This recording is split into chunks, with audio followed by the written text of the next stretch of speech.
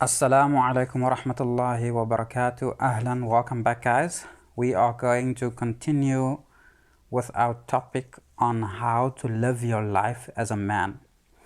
Now, some people might think that what I'm saying is toxic and I'm encouraging misogyny. And I can understand with the popular narrative of today how it may come across that way. But to the contrary, I'm in fact not saying that. I am asking men to claim responsibility for themselves and their own actions. And similarly, I ask women to claim responsibility for themselves and their actions and their decisions. So both men and women are, in my ideology, adult men and women are to be treated as adults, as independent entities responsible for their own actions and doings. And so what I am preaching here regarding men is that they view themselves as independent and that they in fact live their lives the way they would like and demand what they would like. And if they get it, that's fine, and if they don't get it, that's fine, but not to compromise. And so that's basically what I'm preaching. I'm preaching both. On the one hand, I'm preaching that boys and men should be proud of their masculinity, that they should pursue what they would like to pursue on the one hand, and on the other hand, that they should be responsible and also accept the consequences of their actions. So that's kind of what I'm preaching, and I think it is a balanced message. I think about, say, 50 or 60 years ago, most of what I am saying now was back then just considered to be common sense. But, as time moves forward, we move further and further away from realistic goals and expectations and common sense. And this largely has to do with the insulated nature of the developed world, where people are able to rely on social security and then also are able to think up things that don't have to be grounded in reality because they don't need to look after themselves, as it were. So let us continue. This is part 3. It's called The Lifestyle. Let your testosterone loose. I remember the days of full contact karate, powerlifting, and Muay Thai. I remember driving every car I ever owned to its absolute limit at least once. Those were my rules. I remember stepping into the ring and getting my ass handed to me and enjoying the realness of tasting blood and not being able to get out of bed the next day. I remember jumping off cliffs and surfing big waves. I remember what it was like to be a boy and to become a man. Yes, I'm a bit messed up now as an adult with all the many injuries I sustained, but I pretty much wouldn't have had it any other way. Men often do stupid things just for fun. Actually, it's not just for fun. It's about testing your limits. It's about coming into being. The tough love of a father is nothing like the love of a mother who sometimes ruins her kids by wanting to perpetually protect them from ever getting hurt. Boys need a bit of both in their lives so that they can be both kind and brave. It's important for boys to explore, within reason, the ability to take risks. I grew up with a father and no mother. I had a stepmother who was miles too young to be a mother and too immature to understand that being an absolute bitch to her stepchildren was not helping her in any way. As a result, my primary parent was my dad, and my dad believed in boys being boys. In fact, he believed in girls being boys too. He would take us to do forward rolls on the beach, run on loose rocks, jump fences, and dodge his swinging stick. He'd teach us about how to disarm people and indulge in lots of play fights. I grew up rough and ready, but I also grew up afraid. I was the smallest kid in the class, since primary school, grade 1 to grade 7. And I was often the victim of bullying. Although my bullies didn't really get much right with me, courtesy of doing karate all my life, I didn't do much beyond defending myself.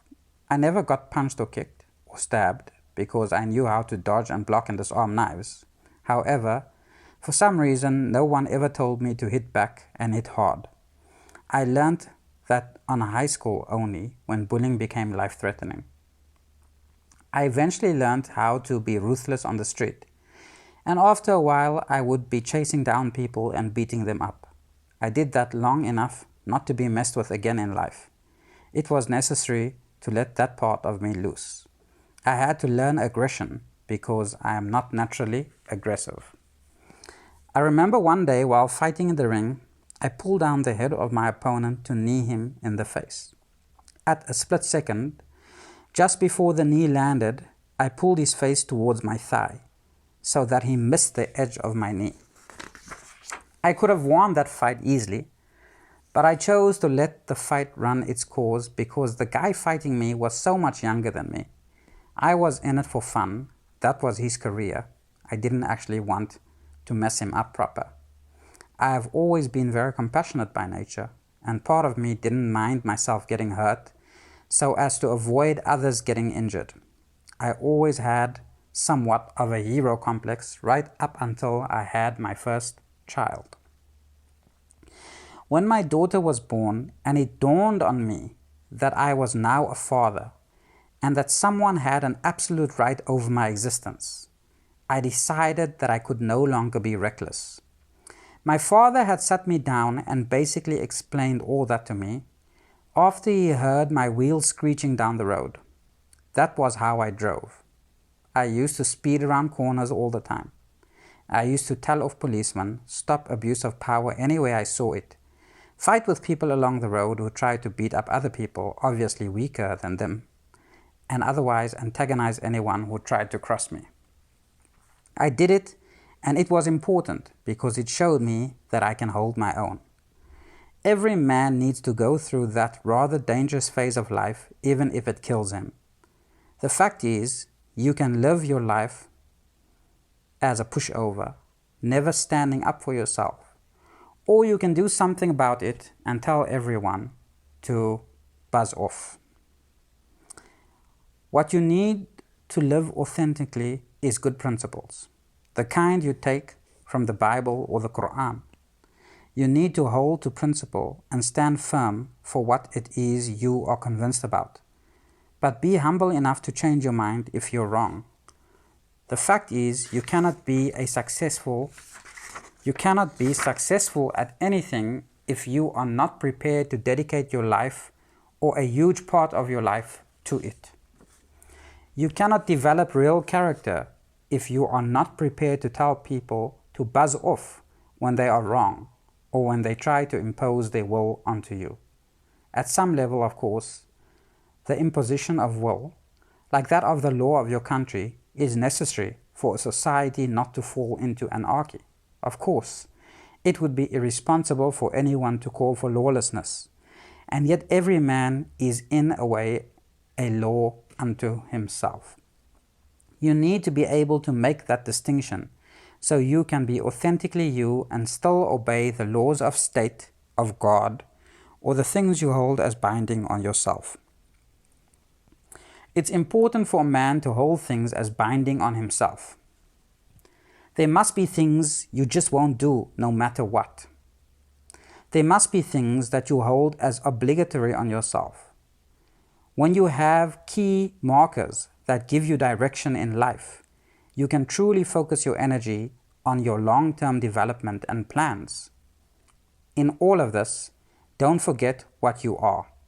You are a testosterone-driven animal with real instincts, and you must never forget it. I've seen far too many guys get culled into a corner, acting like women because they've surrendered their masculinity to the idea that masculinity is evil. They won't be telling you masculinity is evil when they send you off to war to fight for the nation. But when you like fast cars, ring sports, and a few beautiful women in your life, masculinity is evil. Masculinity is beautiful and needed. Rugged terrain helps people appreciate cultivated grounds. Be a testosterone-driven man and do what you want and what you like, but hold to some tried and tested ethics and values. There's nothing wrong with driving fast cars and sleeping with a few women that you've conquered and not borrowed. Make sure they're yours, and it's not just your turn. Nothing is more disappointing and unattractive than a man who doesn't look after himself. I believe all men should have physical training in some combative sport. I spent most of my life training in various fighting arts, and it has helped shape my life for the better.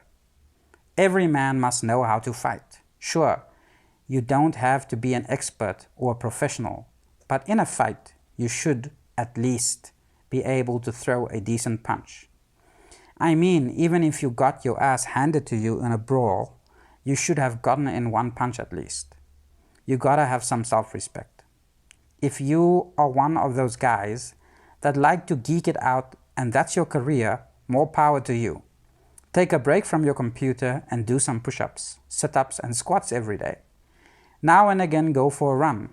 If you have some time, learn some jiu-jitsu. Get physical is what I'm saying. Get into the habit of play fighting with other guys and allow your instincts to take over. It's extremely important for your physical and mental health. I am convinced that men older than 35 should definitely include weight training as part of their lifestyle. It helps maintain good posture and muscle integrity.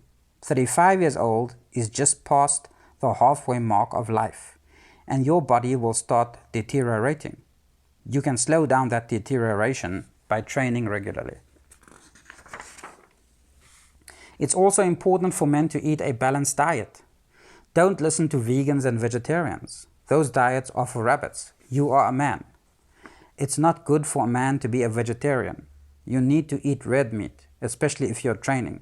Stay away from alcohol, or in the very least, don't overindulge in it. And give up pork. I might be biased because I'm Muslim, but I see nothing good coming from eating pork, aside from the fact that it makes you stink. I personally quit sugar altogether, except for what I get naturally in fruits, or what is sometimes already found in foods I eat. I avoid cakes and biscuits except for on rare occasions. The worst thing that can happen to any man as he gets older is for his thing to stop working. You don't want that to be you, so make sure you eat well. You should include fresh foods in your diet and avoid dead food and preservatives as much as possible. Now, if you're with a woman in a long-term relationship, marriage, then make sure you have lots of sex. If you're not in a long-term relationship, you should be abstinent and focus on hitting the gym twice a day. Casual sex is part of feminine energy and feminist ideology. By indulging in that lifestyle, you are castrating yourself. If your woman that you're with can't keep up with you, get another long-term woman. Get as many women as you can feasibly handle and do justice to them. You're a man, and it was never part of the male mating strategy to impregnate only one woman.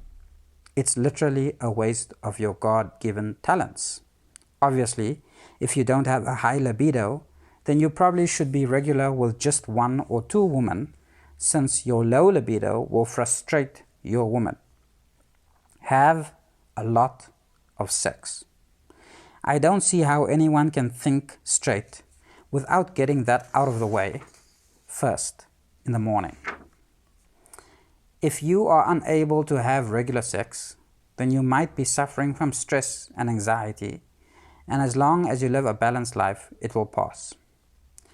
Don't look at pornography and or check out women in the street. I know this sounds counterintuitive because men like checking out women and it's part of our nature. The reason for my cautioning you is that it subtracts from the enjoyment you will experience with your long-term woman that you should be sleeping regularly with. Looking at other women sows a seed of desire in you, which will soon make you feel like your wives are inadequate and not sexy enough. The same goes for watching pornography. You are basically messing up your mind, which is supposed to be your Viagra. You should be visually stimulated by your own woman, not women that are not yours. You should be having sex every day with your own woman who have given themselves to you and not allowing your energy to be wasted on other women. If you really are grossly intrigued by a woman that you just absolutely must be with, then see if she's available to join your other woman as long-term mates. There is literally no fulfillment in sexual relationships that do not come with the requisite emotional connection and commitment. If you can manage another commitment, then go ahead and take another woman if you still find yourself wandering. If you cannot, keep your focus on the woman you already have.